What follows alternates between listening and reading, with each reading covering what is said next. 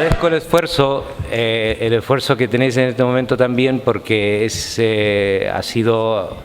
hemos tenido que comprimir, digamos, las actividades de hoy, ya que en el programa, digamos, Alejandro Blanco iba a estar con nosotros mañana viernes, pero la verdad que ha enriquecido muchísimo la sesión de hoy. Quería presentar a Javier González Gallego, me ha dicho que por favor, muy cortito. Entonces, en resumen, os puedo decir que Javier González Gallego es doctor en biología, licenciado en medicina y cirugía, es catedrático de fisiología, es director del Instituto de Biomedicina de la Universidad de León, el único centro de investigación donde se realiza investigación en el área de ciencias del deporte aquí en Castilla y León.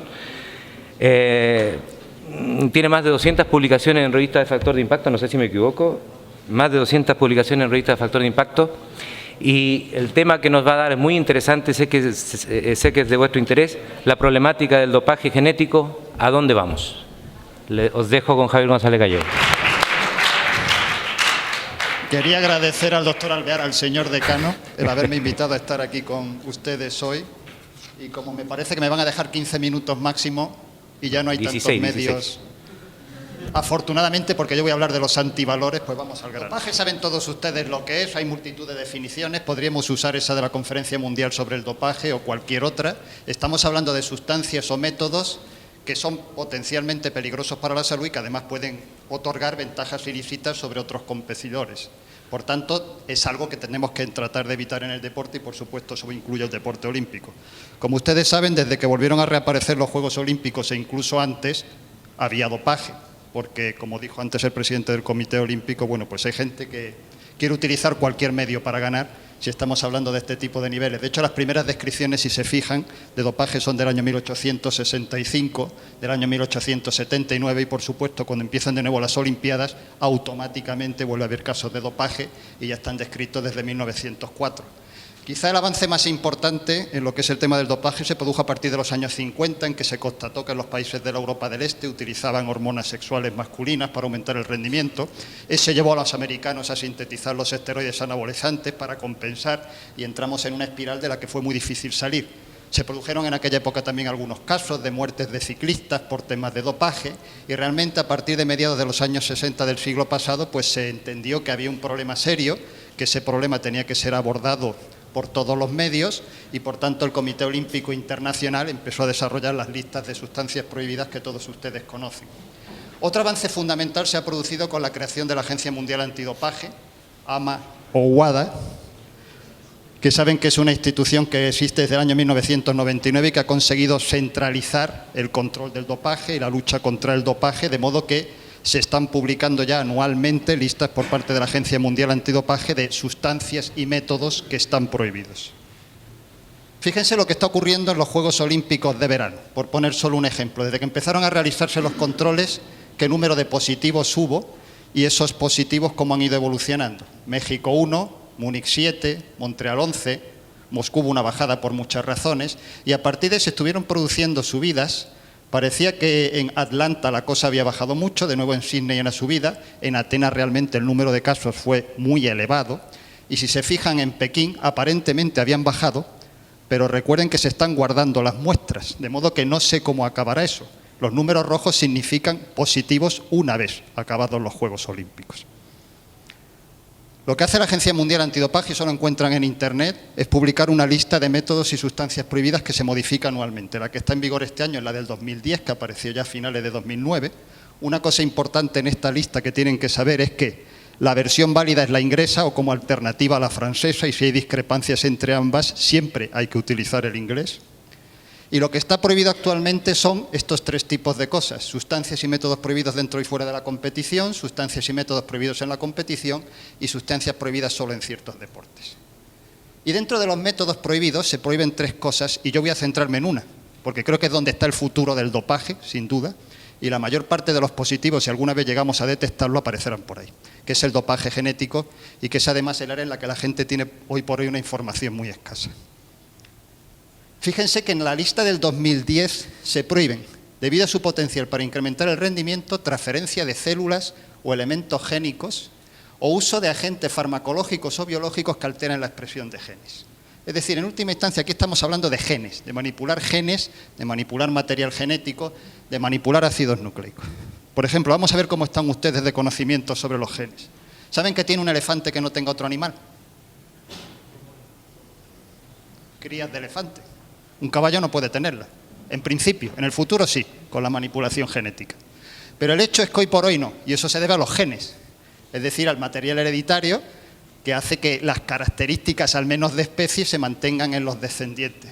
Por tanto, si quieren, genética la podríamos definir como el estudio de los genes, de una forma muy simple. Y si estamos hablando de genética, de lo que estamos refiriéndonos es a los ácidos nucleicos en cuya secuencia va a haber información, que es lo que llamamos genes, dicho de una forma muy resumida, y esa información de esos genes se va a traducir a formación de proteínas que tienen unas determinadas funciones.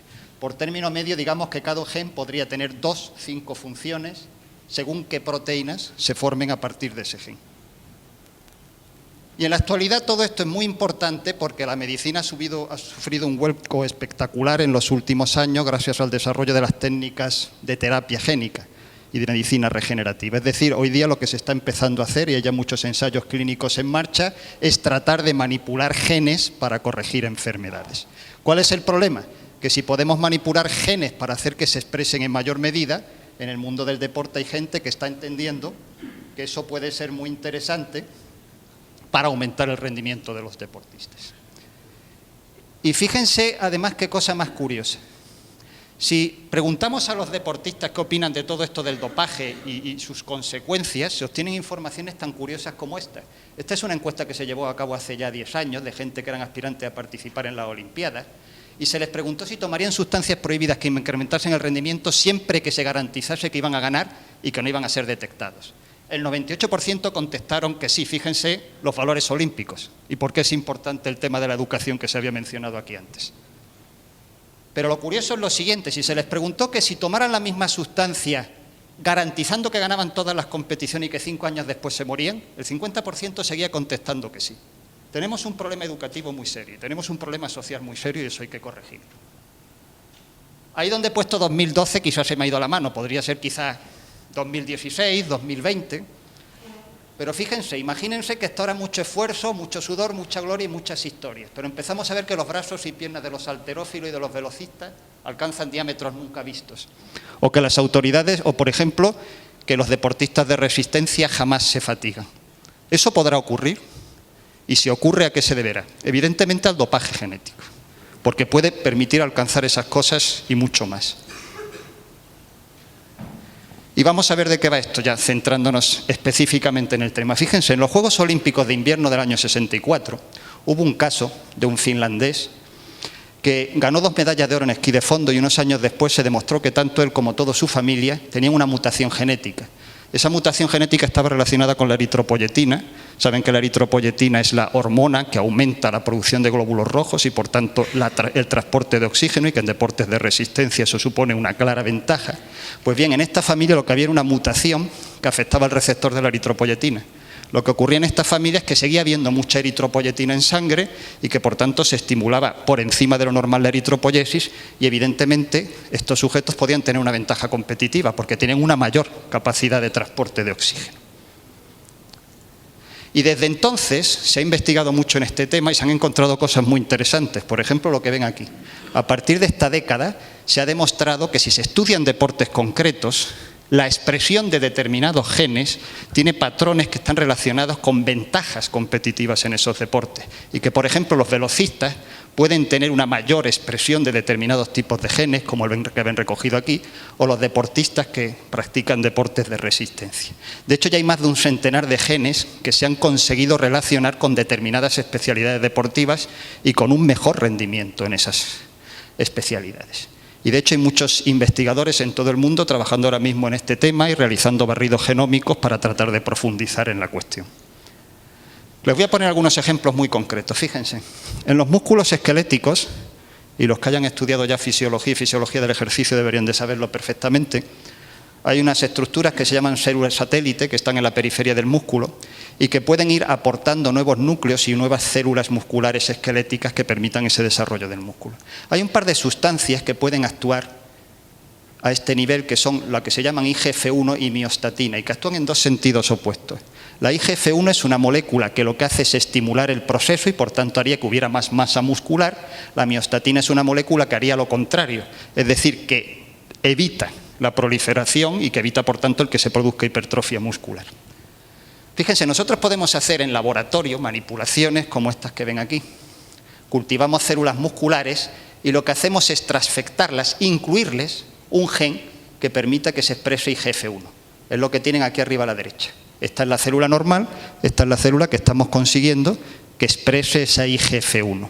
Cuando hacemos eso, determinados tipos de moléculas que están relacionadas con la cantidad de fibras y la calidad de esas fibras también se ven estimuladas. Aquí tienen simplemente un ejemplo, miogenina. Esta sería la situación normal, eso es lo que ocurre cuando manipulamos la célula. Fíjense que aumenta de forma muy importante. Otro ejemplo ahora en sentido contrario, la miostatina. Esta es una molécula que es conocida porque es una molécula que tiene una anomalía en un tipo de ganado. El ganado piamontés, fíjense qué masa muscular enorme tiene ese ganado. Les he dicho antes que la miostatina es una molécula que lo que hace es bloquear el desarrollo muscular. Es una molécula que en los adultos impide que la masa muscular se siga expandiendo hasta el infinito. Si esa molécula no funciona correctamente, la masa muscular se desarrolla por encima de lo normal. Es lo que ocurre en este tipo de ganado. De hecho, el gen de esta molécula se llama gen gobernador de California, por algo será, ¿no? Y de hecho, esas anomalías no solo existen en el ganado, se han seguido estudiando en los últimos años y se ha demostrado, por ejemplo, que también existen anomalías en perros de carreras. Y fíjense que aquí lo que ocurre es que los homocigotos, digamos que los que tienen la expresión del gen muy alterada, tienen tal masa muscular que no funcionan correctamente y no nos sirven para nada, pero los heterocigotos que tienen la masa muscular un poco por encima de lo normal, sí tienen una clara ventaja competitiva simplemente por el hecho de ser mutantes. Y en los últimos años se han descrito también casos en humanos, de tal modo que se describió hace unos años un niño alemán que tenía una mutación de ese gen y al no expresarse adecuadamente la miostatina lo que tenía era una masa muscular muy por encima de lo normal, y posteriormente se ha descrito un caso similar en los Estados Unidos. De tal modo que el caso alemán era un niño que antes de los 7 años podía levantar pesos que a algunos adultos les cuesta trabajo y tenía músculos el doble de tamaño que niños de su edad. Por tanto, es evidente, podemos hacer eso con deportistas. Se trata de manipular la miostatina para que no se exprese y para que la masa muscular esté por encima de lo normal. Podemos hacerlo, porque lo hacemos ya habitualmente en ratones y en el fondo entre un ratón y nosotros no hay tantas diferencias. Y el ejemplo lo tienen aquí. Estos son ratones normales, estos son ratones a los que les hemos manipulado el gen de la miostatina. La miostatina no se expresa, entonces no hay bloqueo de lo que es el desarrollo de la masa muscular y tienen una hipertrofia muscular muy marcada. No solo tienen hipertrofia muscular, es que tienen más fuerza. De tal modo que si usamos un dinamómetro para ratones, como el que ven ahí, se pone de manifiesto que la fuerza está muy por encima de lo normal. Bien, pues estas técnicas se pueden aplicar y existen ya en el laboratorio numerosas pruebas de que es factible hacerlo. No voy a descansarles con las técnicas, pero podemos manipular el gen de la miostatina perfectamente y podemos conseguir todo tipo de variantes de animales que tienen expresiones muy variadas de ese gen. Por tanto, en principio, la transición a esto podría ser relativamente fácil. No sé si ese sería el ideal o no, pero técnicamente puede llegar a ser posible. ¿Qué es lo que se puede empezar a hacer? Y se está haciendo en laboratorio en relación con la terapia génica. Fíjense, lo primero es identificar, como les he dicho antes, genes que puedan ser interesantes para determinadas especialidades deportivas. Y eso se puede hacer ya mediante técnicas que llamamos microarrays o biochips. Se puede enviar a un laboratorio una muestra de sangre de un deportista y decir que nos den la expresión de 800 genes. Y el laboratorio, después de cobrarnos un pastón, nos devuelve el análisis. A continuación necesitamos el fisiólogo o el bioquímico que sepan interpretar eso y que analicen, por ejemplo, si el deportista tiene 1 o 2 o 3 genes por encima de lo normal y que eso supondría una ventaja competitiva. Traducido, ¿cómo hay que hacer la detección precoz de talentos deportivos? Que en los libros no viene bien explicado. Siempre les falta la última línea, genes. Porque si detectamos combinaciones de genes que supongan ventaja y seguimos trabajando sobre eso, tenemos ahí una posibilidad extra por encima de lo normal y eso sí es legal. La segunda posibilidad, evidentemente, sería manipular Si no tenemos a alguien que sea un mutante, entre comillas, podemos manipular sus genes para que se expresen por encima de lo normal. Y las técnicas están ya disponibles porque se hacen en laboratorio con animales. Lo que se hace habitualmente es utilizar virus que no producen ningún tipo de patología, que están atenuados. A esos virus se les incluye el gen que nos interese y se vehiculiza ese gen, por ejemplo, hacia el músculo. Se sabe perfectamente cuáles son los medios de vehiculización, en laboratorio hay multitud de pruebas para hacerlo. Y fíjense, algunos ejemplos de lo que se ha conseguido desde hace 10 años. Si se inyecta en la pata de un ratón un virus que contiene el gen de IGF-1, ese que les había dicho antes, la masa muscular aumenta un 15% después de 3 meses, simplemente en un ratón sedentario que está sentado viendo la tele y que no hace ningún ejercicio. Otro ejemplo, y de nuevo aparece el mismo nombre. Inyectamos un gen de algo que se llama el factor mecano, que está muy relacionado con IGF-1 en la pata de un ratón. A las 2 semanas la masa muscular ha aumentado un 20%, la fuerza ha aumentado un 25%. Otro ejemplo. Inyectamos algo que haga que se exprese el gen de la eritropoyetina por encima de lo normal. Automáticamente hay más capacidad de transporte de oxígeno. Eso puede tener sus riesgos. Si se nos va la mano y hay demasiados glóbulos rojos, aumenta en exceso la viscosidad de la sangre y puede producirse la muerte por fallo cardíaco. Pero es cuestión de encontrar el justo punto. Otro ejemplo, y por eso están prohibidas las manipulaciones farmacológicas desde el 2010. Este tipo de genes y la modificación de este tipo de genes puede hacer que los ratones incrementen enormemente su masa muscular y la capacidad de realizar ejercicio. Y de hecho hay una serie de trabajos espectaculares publicados en los 2 últimos años que ponen de manifiesto que cuando se trabaja sobre todo a nivel de esta molécula que se llama PEPAR, pues hay mayor resistencia en un ratón entrenado y mayor resistencia en un ratón sedentario que no ha hecho ejercicio. Por tanto, parece que es factible hacer esto si lo estamos haciendo en ratas, ratones a nivel de laboratorio. El paso a humanos es muy pequeño y especialmente si tenemos en cuenta que se están aplicando ya técnicas de terapia génica y se están haciendo investigaciones en humanos con una finalidad puramente clínica. Evidentemente, el problema de manipular todo esto es que todavía no tenemos conocimientos suficientes y hay una serie de riesgos muy importantes que tenemos que tener en cuenta. La cuestión es, si se empezara a aplicar la terapia génica podría ser detectada. ¿La guerra del control del dopaje, con la aparición de todas estas técnicas, no estamos empezando a perderla? Hombre, hay gente que es muy negativa, o por lo menos lo era hace algún tiempo. Juan Antonio Samaranch al menos decía que en el dopaje la guerra nunca se gana. Pero es que este investigador, que es el que está trabajando en todos estos temas de modificaciones de genes musculares para finalidades clínicas, Lee Sweeney, ha llegado a decir que llegará un día en que los activistas antidopaje abandonen y que la guerra estaría perdida. La guerra contra los que se dopan. Por tanto, si llegamos a eso, se podrían plantear una serie de preguntas interesantes. Visto que se puede llegar a esto, ¿debería de legalizarse el dopaje en todos los atletas? ¿Debería haber 2 tipos de competiciones, limpias y sucias, por si acaso?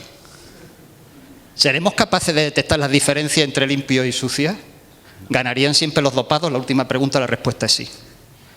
Bien, hay un montón de investigaciones desarrollándose por AMA, llevan financiando un montón de proyectos desde hace años y tienen un panel de expertos para tratar de desarrollar técnicas para detectar estos problemas del dopaje genético, pero es que los que quieran doparse van a poder seguir yendo mucho más allá. Por ejemplo, se puede llegar al nivel de células madre, introducir en músculos células madre que se transformen en fibras musculares que expresen por encima de lo normal determinados genes, de tal modo que en el futuro a lo mejor podríamos llegar a lo que se llama mejora genética si estamos trabajando con ovejas y cabras. Se hace una detección precoz de talentos basándose en la combinación de genes y si no es suficiente se manipulan los genes y se fabricarían por tanto superdeportistas. Si habéis visto esta película Gattaca sabréis de lo que estoy hablando. Estaban los limpios y los sucios, válidos y no válidos. El no válido es el que ha nacido por la técnica clásica, que ya no está bien vista, y el válido es el que ha nacido por técnicas de manipulación genética que tiene las combinaciones adecuadas de genes. Los no válidos no podían ser astronautas. Bien, podría haber más preguntas. ¿Creéis que hay gente ya pensando en esto? Creo que la respuesta es sí. ¿En dónde se detectarán los primeros casos? También creo que por lo que he comentado parece evidente dónde. ¿Qué país producirá los primeros casos? Yo tengo mi opinión, pero no lo voy a decir públicamente. ¿Será el genético más efectivo que el convencional? La respuesta es que sí. ¿Llegarán los atletas a enfermar o morir debido al dopaje genético? La respuesta es que sí. ¿Qué genes serán los primeros utilizados? Ahí están viendo las posibilidades en las que se está trabajando. ¿Seguirá siendo difícil de detectar? Espero que no. ¿Y por qué resulta tan atractivo? Es evidente, ¿no? Y nada más, este es el tiempo que me han dado y creo que me he pasado.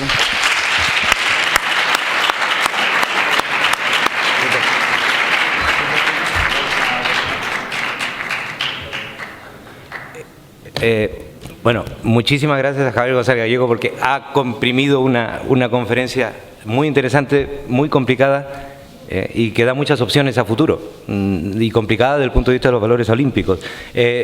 Quizás solamente una pregunta, 2 preguntas como máximo y cerramos, y mientras tanto que Santiago, que vamos coordinando lo de... Buenas tardes, me llamo Pablo y mi pregunta es muy sencilla. En los ratones en los que se trataba con miostatina, mi pregunta es, ¿se creaban aparte de la hipertrofia muscular, se hipertrofian otro tipo de células? Es decir, ¿tenían tumores? ¿Es viable el que se puede utilizar en seres humanos? Porque parecía muy rápido el trasladar eso de los ratones a los seres humanos. Gracias. Vamos a ver, Lee Sweeney, que es el investigador que os he colocado antes, es un investigador americano que está trabajando en todo este tipo de técnicas para aplicarlas lógicamente a la terapia génica de enfermedades musculares. La idea es que, desde luego, antes de 10 años estas técnicas están funcionando y funcionando correctamente en el ámbito clínico. Otra cosa es lo que ocurre en relación con el dopaje.